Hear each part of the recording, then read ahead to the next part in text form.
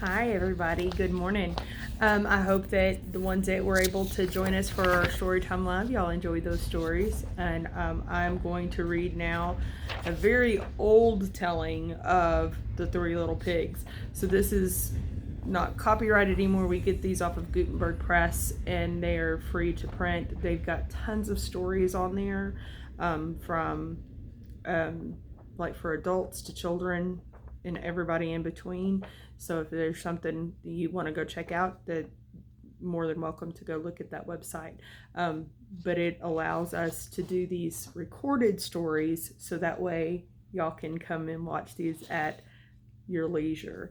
So I am going to read the story of The Three Little Pigs. The artwork on these is by L. Leslie Brooke. And it's very pretty artwork. So I hope you enjoy this story, and we'll get started. The story of the Three Little Pigs.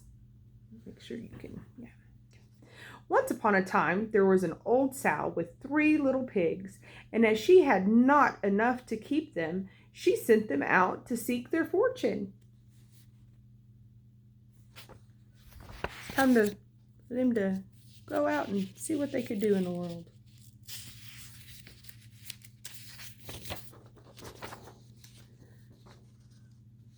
The first that went off met a man with a bundle of straw and said to him, "Please, man, give me that straw to build me a house," which the man did, and the little pig built a house with it.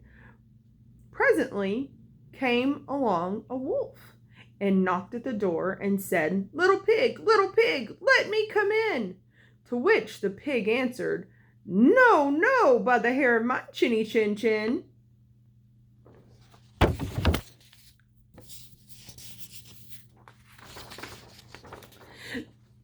"Then I'll huff and I'll puff and I'll blow your house in," said the wolf. So he huffed and he puffed and he blew his house in and ate up the little pig.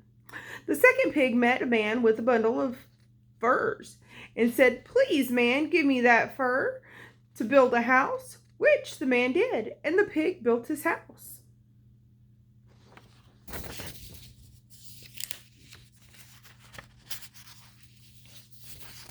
Pages are sticking. Then along came a wolf and said, little pig, let me come in." "No, no, by the hair of my chinny chin chin."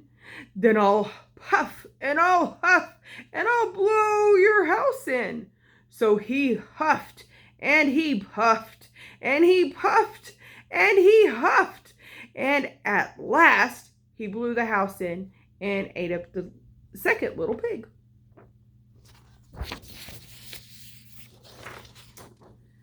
The third little pig met a man with a load of bricks and said, "Please, man, give me those bricks so I can build a house with." So the man gave him the bricks and he built his house with them. So the wolf came as he did to the other little pigs and said, little pig, let me come in." "No, no, by the hair of my chinny chin chin." "Then I'll huff and I'll puff and I'll blow your house in."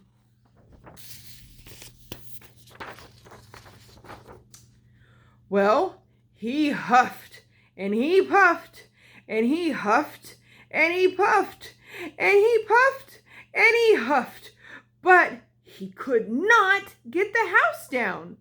When he found that he could not, with all his huffing and puffing, blow the house down, he said, little pig, I know where there is a nice field of turnips."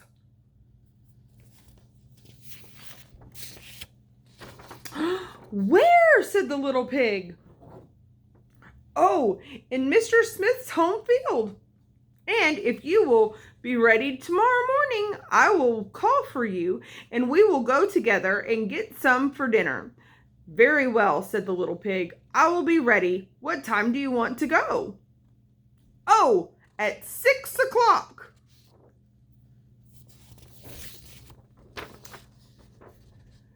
Well, the little pig got up at 5 and got the turnips and was home again before 6.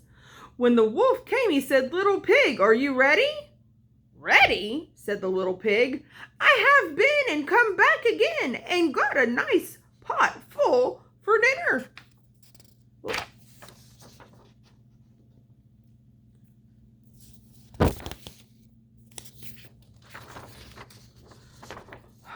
The wolf felt very angry at this, but thought that he would be up to the little pig somehow or other.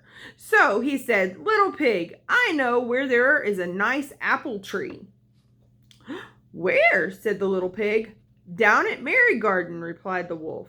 And if you will not deceive me, I will come for you and I'll at 5 o'clock tomorrow and we will go together and get some apples. What do you think is going to happen? Well, the little pig woke at 4 the next morning and bustled up and went off for the apples, hoping to get back before the wolf came. But he had further to go and had to climb the tree, so that just as he was coming down from it, he saw the wolf coming, which, as you may suppose, frightened him very much. When the wolf came up, he said, Little pig, what? Are you here before me? Are they nice apples? Yes, very, said the little pig. I will throw you down one. And he threw it so far that while the wolf was gone to pick it up, the little pig jumped down and ran home.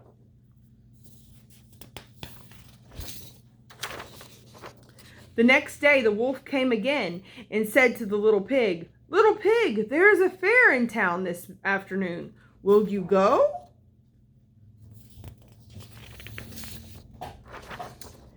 Oh, yes, said the little pig. I will go. What time shall you be ready?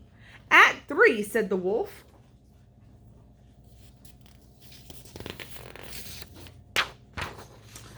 So the little pig went off before the time, as usual, and got to the fair and bought a butter churn, and was on his way home with it when he saw the wolf coming.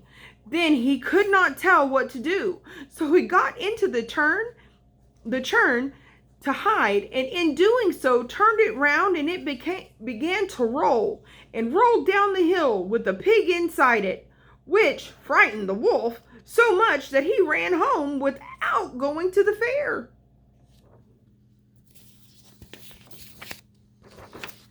He went to the little pig's house and told him how frightened he had been by the great round thing which came down the hill at him.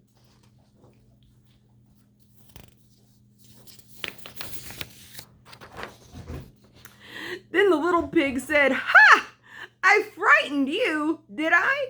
I had been to the fair and bought a butter churn, and when I saw you, I got into it and rolled down the hill.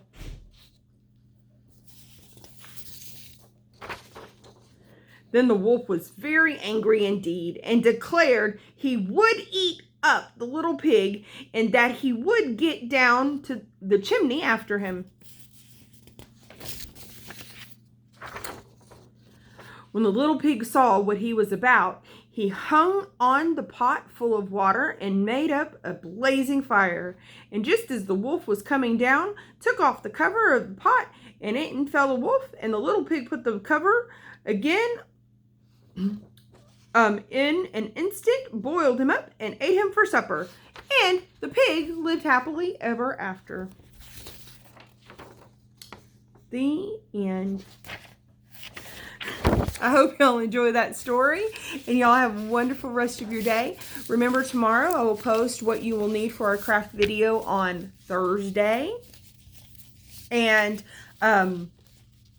it'll be really easy. It should be stuff that y'all already have at home, and I hope y'all enjoy it, and y'all have a great day. Bye, guys.